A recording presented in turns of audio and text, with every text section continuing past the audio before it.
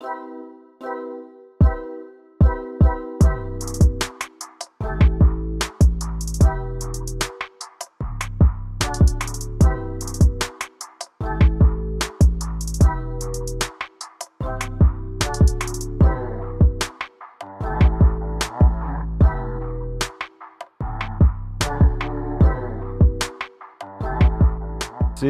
déjà un ancien chai, hébergerie, donc ça a à peu près une centaine d'années, on va dire, le bâtiment lui-même.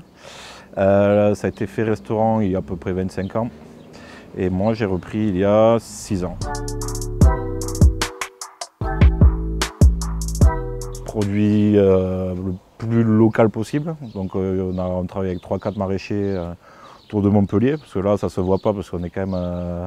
on a l'air d'être bien en campagne, mais on est à un quart d'heure du centre-ville de Montpellier quand même. Donc on a 3-4 maraîchers bio qui travaillent vraiment aux 4 coins de Montpellier, donc on sert exclusivement chez eux. Donc on travaille en flux tendu, c'est pour ça que jusqu'à maintenant on faisait que des menus surprises. Enfin surprise, oui c'est ça. C'est que vu qu'on travaille qu'avec les produits qu'on nous propose, on est obligé de changer. Donc jusqu'à maintenant on a fait ça. Après le modo vous l'avez derrière, hein, cuisine et vin sincère, donc on travaille qu'avec des gens qu'on aime bien, des produits qu'on trouve bons, et donc avec le vin effectivement du Pic Saint-Loup, ou pas que, exclusivement, parce qu'on a pas mal de vignerons qui viennent manger, donc eux, ils aiment bien sortir un petit peu de la région. Mais par contre, voilà, exclusivement du vin pareil, en biodynamie, enfin de pas levuré en tout cas, et qu'avec des gens qui essayent de faire bien. C'est une appellation qui a souffert de mauvais points de vue, comme pas mal d'appellations, hein, je pense, c'est-à-dire que c'était des rouges qui tâchent, c'est des vins assez puissants, ce qui est toujours le cas, hein, ce qui n'est pas forcément quelque chose de mauvais, mais disons que depuis quelques années, les nouvelles générations de vignerons ont pas mal changé leur façon de travailler, et voilà ce qui se fait maintenant dans la veine, un petit peu dans toutes les appellations que vous avez dû aller voir, j'imagine. Travailler qu'avec un rendement qui est bon, qui travaille avec l'amour du terroir, le respect du terroir, et des levures indigènes, enfin voilà, donc ce qui se fait maintenant. Et il y a pas mal de petits jeunes aussi, vu que les terrains, pas mal de gens en reconversion, qui n'étaient pas forcément dans la viticulture avant, qui sont venus s'installer ici aussi, et qui ont permis aussi de relever un petit peu le niveau.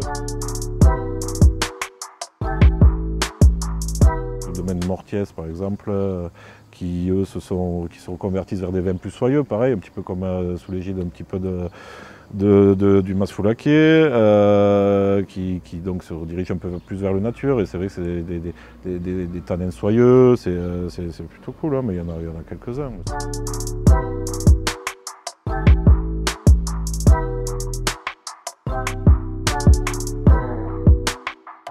Donc on va partir sur du cochon, une poitrine de cochon qu'on a fait confire un petit peu, qu'on va repasser au barbecue, et qu'on va servir avec une betterave, pour le coup, de chez nos maraîchers, de chez Félix, qu'on va passer pareil, qu'on a un petit peu cuit dans sa peau, et qu'on va marier un petit peu avec une cerise en pickles et un petit yaourt très fort qui va aller dessus sur le cochon.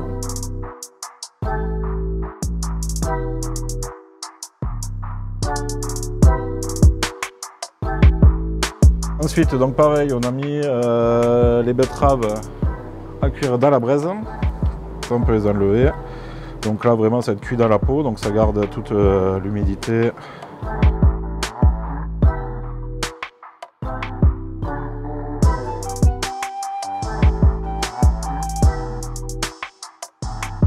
Là, on a fait une vierge d'herbe, ce qu'on appelle. Donc là, il y a un petit peu toutes les herbes qu'on retrouve. Là, je vais venir mettre quelques cerises donc en pickles, cuites aux pickles. Le petit jus de cuisson.